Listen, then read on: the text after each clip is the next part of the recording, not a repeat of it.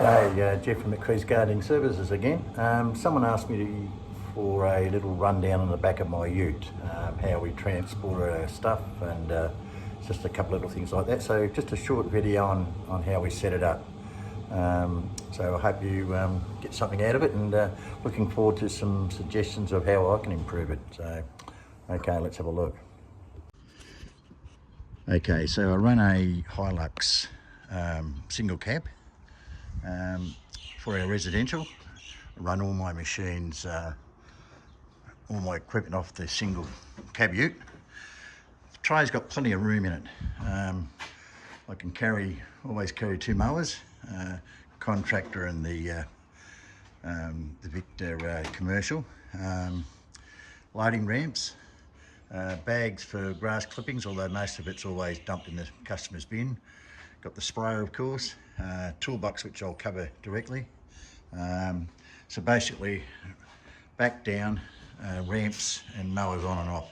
Had to use the heavier ramps because our contractor weighs 48 kilos, so you can't lift that off and on, so you need ramps. Probably looking at putting the ramps underneath the ute. I've got plenty of room in there that I might look at designing something where I can put the ramps in there and just lock them in so they don't come out.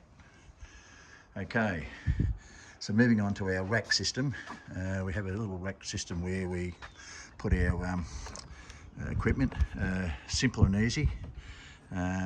Just Bunnings wrap, couple of 4x2s just bolted onto the on the frame, just a spacer so that everything's sitting away from the racks.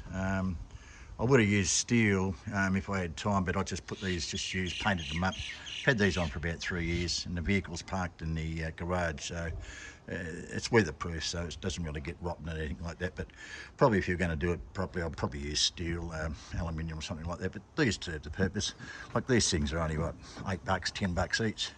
So for a whole racking system under $100, pretty cheap. So they just come off on and off, just sit there. They don't fly off. Just put a chain through them for security. They don't. I've never had them fly off. I mean, some people said, "Oh, don't they come off?" But they haven't.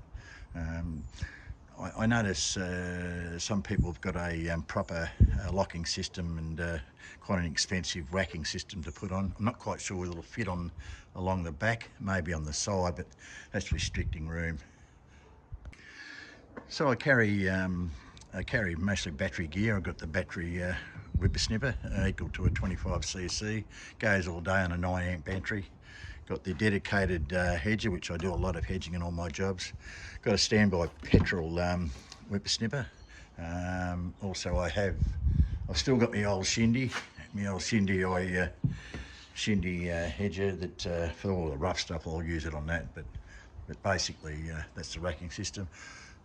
Here we've got our just a little another thing from Bunnings, a little S bracket, just bolted into the woodwork there. Put our line on and just run that line and just pull that off and just cut what I need. What I do is I just carry in my pocket. I carry lengths, a couple of metre lengths on me, so I don't have to come back to the ute when I want to reload.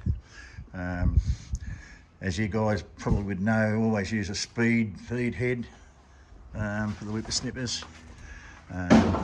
They fit on the battery ones, and they're just a godsend, these things, absolute godsends. So yeah, really love them. Another part of the setup is the toolbox. In the toolbox we carry all our little essentials. Start off with obviously our battery operated blower, battery operated top handle chainsaw. It's a little 12-inch. Here's a little ripper, that one. Fuel, 2-stroke fuel, which is my Addendum hedger. All my lubricants, olive oil for my hedger, wetter soils, and array of sprays and whatever. Pruners. These things don't put your finger in there, you'll lose it. spares, you know, for the Addendum blades, Addendum edges blades, spare caps for the speed heads, you know, gloves, and whatever. So you can carry most things from that. Just down the side here, I can tuck in just enough room to tuck in for all my shovels and bits and pieces. I can shove them up that way too, but I like to keep that clear because I've got mulcher plugs and ropes and whatever in there. But I can shove everything up on the side here, which is quite handy. Behind the seat, I just tuck in my cargo net when I've got some rubbish, jumper leads, and I think I had another pump up to tyre thingo in there as well. But you know, just bookwork, carry me invoices, written ones in there, and quote books and whatever. So as you can see, it's quite a nice little setup. I like it. As I say, I don't have to carry any rubbish. If I do rubbish cleanups or garden cleanups, I just take everything out of the ute, leave that home, and just go with the ute. It's surprising how much you can carry in that. If I have to, I can use my trailer. As far as the workshop, you know, obviously you guys all got your workshops, bits and pieces, and you just have an array of stuff. Like me little poles, me Fisker poles, pole saw and me pole pruners or whatever, and obviously the ladder I can throw on if I need it. But basically, that's just a setup. So hope you like it. Well, there you have it. That's my little setup of my operation. One-man band. The ute is fantastic, drives in and out, don't have to worry about packed streets, can just drive up any driveway, no worries about excess. It's really handy.